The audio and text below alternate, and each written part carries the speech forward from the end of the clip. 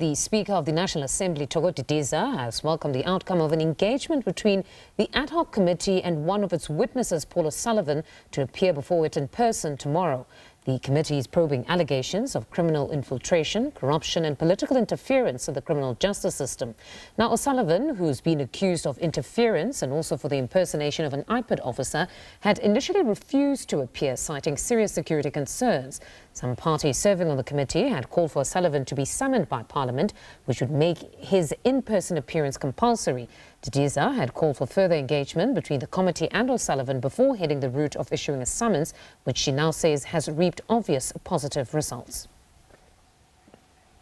All right, now joining us for more on this, we cross to SABC News reporter Abra Barbia in Cape Town. Good afternoon, Abra. Just talk us through this development. We now understand that MPs have now engaged Paul O'Sullivan. He'll appear, but wonder under what conditions?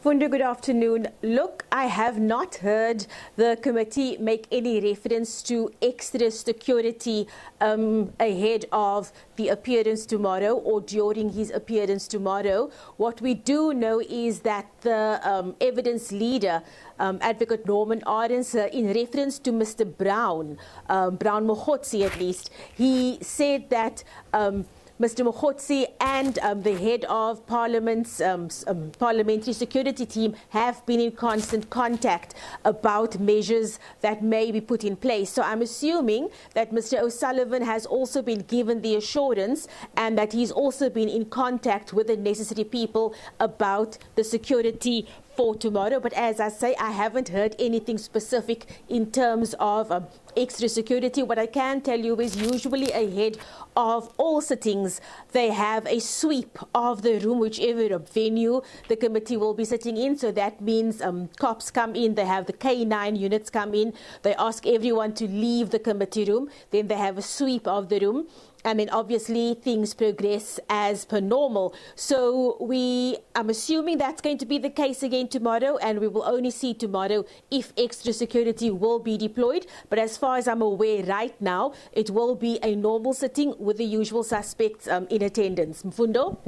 Now, Ebra, just before I let you go, perhaps just for the benefit of those who might not have been following, can you remind us around or at least on the issues around Paul O'Sullivan, because he's certainly a person that would be of great assistance to the Ad Hoc Committee, as many have stated. We know that his name came up, at least when Cedric Nkabinde was there. Speaking of a time when O'Sullivan, along with a number of others, would have met and there was some sort of plotting around the ousting of Homoso Patlane, but also on a number of occasions, the O'Sullivan name came up when some would have said that they were receiving SMSs. Just share with us, or just remind us of exactly what would be some of what he would assist the Ad Hoc Committee with from tomorrow.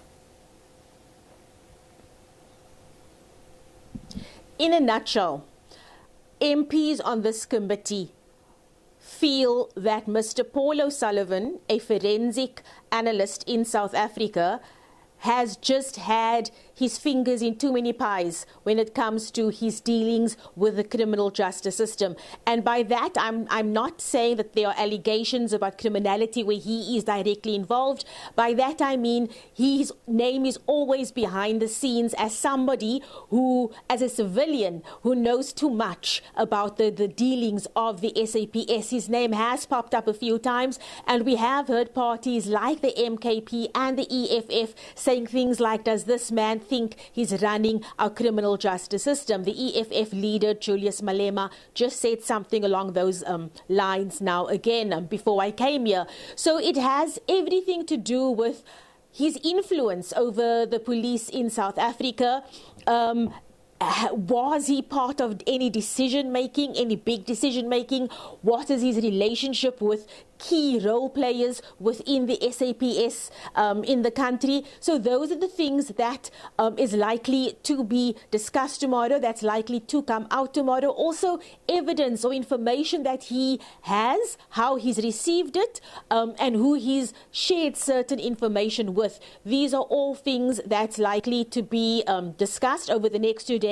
Remember, tomorrow his statement will be analysed by the evidence leader, Advocate Arends. So they will go through his entire statement, and then Advocate Arends will, ask clarity-seeking questions. But the big day depending on whether the advocate concludes tomorrow, MPs will then pick up with their questions on Wednesday if Advocate Ardenser does manage to finish his line of questioning tomorrow. So I think it is going to be a very busy day. It's going to be a very interesting day. Of course, the news about him appearing started trickling, I think, since yesterday afternoon already. Those of us who are close to the committee, we've been trying to keep tabs for weeks, just asking everybody who's close to the story, have you heard anything about Paul O'Sullivan appearing? And this weekend was the first time that we received confirmation. And of course, then when we had the confirmation that he would be appearing in person, that just took it up another level. So it's going to be a big day tomorrow for the committee, and hopefully they'll be able to come to some kind of resolution, or they'll be able to come to some kind of conclusion or finality in terms of the questions that they have in reference to the entire reason why they were established in the first place. Mfundo? All right, Abra, most certainly a much anticipated appearance there tomorrow. That's our reporter, Abra Barbia in Cape Town for us.